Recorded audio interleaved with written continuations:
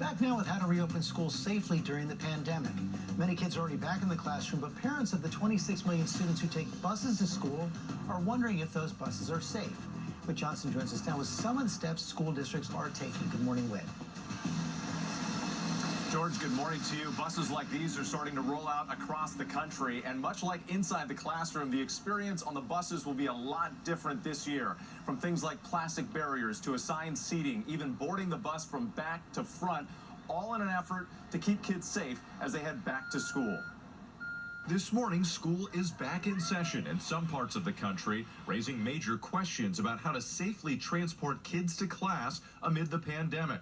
Social distancing and masks aren't just for the classroom. Every student that rides the bus must wear a mask. For many students, this new routine will start on the bus. And load the bus from the back to the front. This video from Casey County schools in Kentucky shows what that might look like. Parents asked to check their kids' temperatures before they board, and children asked to use hand sanitizer as they head to their seats. Once they leave, a team fully disinfects the bus. Dr. Mary Beth Sexton with Emory University School of Medicine says the risk of spread on buses is low if the right precautions are taken, and ventilation is key. The main problem with a bus is that you don't have a lot of circulation. There's nothing that happens naturally unless you're in a position where you can open the windows. The CDC also recommends students wear face coverings and sit one child per row, skipping rows when possible. To achieve that, the National Association for Pupil Transportation says there should be fewer kids on board. One of the largest things that's being done is the changing of bell times that will enable school buses to run multiple routes during the day to get students to and from school safely. Some superintendents encouraging parents to avoid the bus altogether, but that's not an option for some families, especially with working parents. If they have the ability to transport their children to school, we'd ask them to do so. Another proposal, walking school buses, a pre-pandemic program that could be a big help in Kentucky. The Department of Education says this could allow groups of kids who live nearby to get to school safely, led by an adult chaperone picking up other children along the way. One primary concern for a lot of school districts is that if they cut back on transportation options, it would disproportionately impact low-income families with fewer resources, the same communities that have been hit the hardest by the pandemic. George? Yeah, so complicated for so many families. Let's get some more answers now from Dr. Jen Ashton.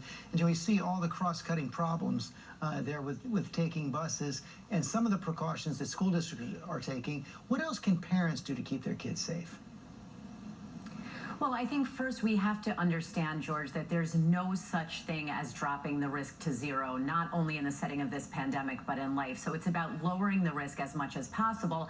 I think parents need to be and should be creative. They should be flexible. And above all, we need to put those students' safety first, including the people around them. So I think the name of the game this academic year is to explore your options, and for parents as well as schools, have a plan B, have a plan C, and if necessary, even have a plan D. So if parents have the choice, would you recommend keeping their kids off the bus? Well, I think we have to distinguish between being idealistic and being realistic. That's not the reality for a lot of parents. And as we heard in the piece, it's really about ventilation and distance. So there are viral factors, there are human factors. We can't control how this virus behaves, but we can make modifications and control how we behave. And we heard some great examples of that in the piece. So I think it's not a one-size-fits-all approach. It will have to depend on what's going on in that area, what's going on in that region, what kind of transmission we're seeing, and the individual health and risk factors of those students and the people at those students' homes. There are a lot of factors in play, and right now, a lot of questions. We have to remember we've never been in this situation before. Boy, so much for parents to consider. Okay, Jen, thanks very much. And you're going to be back in our next hour with the CDC's new warning for parents about a potentially deadly illness that strikes children. TJ? Well, coming up next, our play of the day.